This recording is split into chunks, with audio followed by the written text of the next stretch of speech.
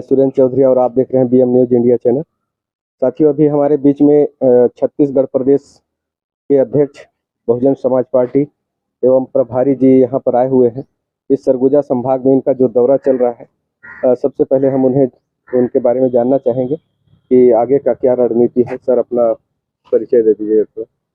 जी, मैं हेमंत पोयाम, प्रदेश अध्यक्ष बहुजन समाज पार्टी छत्तीसगढ़। अभी 14 अप्रैल को बाबा साहब डॉक्टर भीमराव अंबेडकर की जयंती थी और बहुजन समाज पार्टी पूरे छत्तीसगढ़ में इस महीने भर बाबा साहब अम्बेडकर की जयंती पखवाड़ा के रूप में मना रही है। और 14 अप्रैल को पूरे 33 जिलों में कार्यक्रम हुआ। उसके बाद भी लगातार कई जिलों में बाबा साहब अम्बेडकर की जयंती के नाम से प्रोग्राम हो रहे हैं। तो आज हमारे प्रदेश के प्रभारी जी हैं माननीय देवलाल सोनवंशी जी, इधर के स्थानीय नेता लोग जो हैं नरेंद्र साहू जी, हीरालाल कुर्रे जी, सीताराम भास्कर जी, ये सभी यहाँ पे मौजूद हैं, अपने सोनू खटीक जी।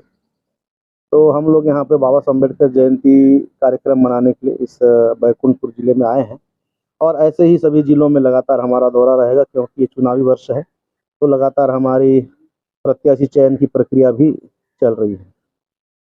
तो यहाँ पर जैसे चुनाव की बात हो रही है, तो बहन जी का कुछ दिशा निर्देश है, किस प्रकार से लोगों को चुनना है, कैसे लोगों को लड़ाना है चुनाव, कैसे लोगों को मैदान में देखिए, उतारेंगे? जो लगातार पार्टी गतिविधियों में एक्टिव हैं और ईमानदारी से पार्टी काम कर रहे हैं, ऐसे लोगों को ही चुनाव लड़ाया जाएगा। और हो सकता है मई जून के महीने में माननीय बहन जी का छत्तीसगढ़ दौरा भी शायद संभावित है।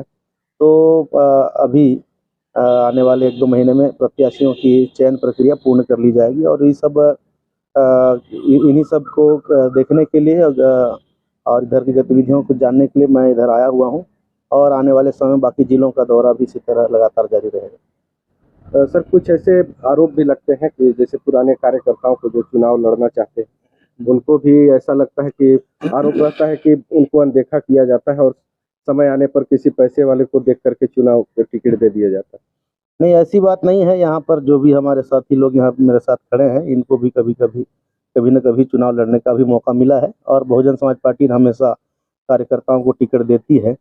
और कई बार परिस्थितियाँ होती है, कभी गठबंधन हो जाता है, कभी और भी राजनीतिक परिस्थितियों के अनुसार निर्णय लिया जाता है। तो जैसे कि पिछले बार हमारा गठबंधन योगी जी की पार्टी से था, जिसके चलते बहुजन समाज पार्टी को 35 सीटों पर लड़ना पड़ा, बाकी 55 सीटों को योगी जी को दिया गया। तो इससे भी कई कार्यकर्ता जो चुनाव लड़ना चाहते हैं, तैयारी करते रहते हैं, उनके क्षेत्र में अगर गठबंधन की सीट हमारे पक्ष में नहीं है तो भी नाराज रहते हैं। तो राजनीति में तो स्वाभाविक है कि कोई भी हो, अगुवा बनना चाहता है, नेता बनना चाहता है, विधायक बनना चाहता है। तो सबको इधर पे हम लोग सब ठीक कर लेंगे। बहुजन समाज पार्टी एक अनुशासित पार्टी है और सब लोग मिलजुल के 2023 की तैयारी में हम लोग लगे हैं और जो भी होगा बहुत अच्छा होगा बीएसपी के नजरिए से। चलिए, बहुत बहुत धन्यवाद। बहन कुमारी मायावती जी जिंदाबाद, बहन कुमारी मायावती जी जिंदाबाद। माननीय पोयाम साहब संघर्ष करें, माननीय पोयाम साहब संघर्ष करें। बहुजन समाज पार्टी जिंदाबाद, बहुजन समाज पार्टी जिंदाबाद। चलिए, थोड़ा सा अब प्रभारी जी हैं, मैं उनसे भी थोड़ा सा बात करना चाहूँगा। सर, अपना परिचय दे देंगे आप? हाँ, मैं देवलाल सोनवंशी, बहुजन समाज पार्टी छत्तीसगढ़ प्रभारी।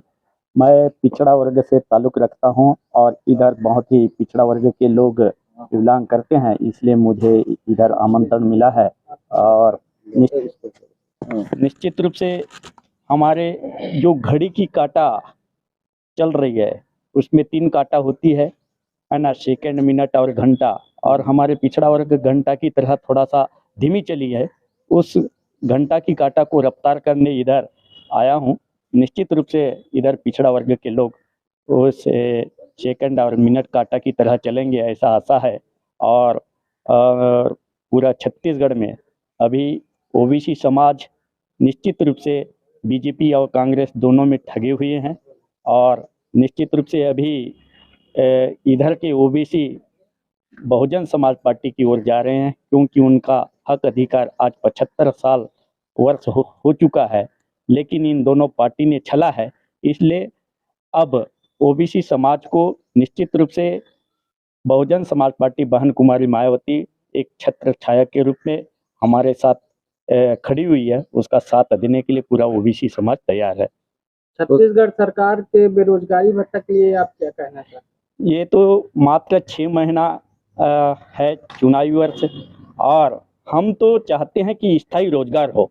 जहां बहन कुमारी मायावती जी की सरकार बनी तो एक एक साथ वैकेंसी के माध्यम से 2 लाख लोगों का नियुक्ति करने का काम किया है ना। ये 2500 इधर रसोईया वाले दिन में मात्र 15 रुपये की दर से दिया जा रहा है, और ये 2500 की बहाना करके उनको आज रसोईया संघ जितने भी संघ बैठे हैं वो एक ऐसी बेरोजगार हैं, उन लोगों को स्थायी रोजगार दे देते तो शायद ये 2500 देने के लायक नहीं हो पाते। जी, और कहना चाहेंगे? देखिए, छत्तीसगढ़ सरकार, छत्तीसगढ़ में इतना खनिज संपदा से भर पड़ा है, यदि ईमानदारी से छत्तीसगढ़ में उन सरकार के सही नियत होता तो निश्चित रूप से लाखों लोगों को रोजगार देकर गोबर बेचने का लायक कभी नहीं बनना पड़ता है ना।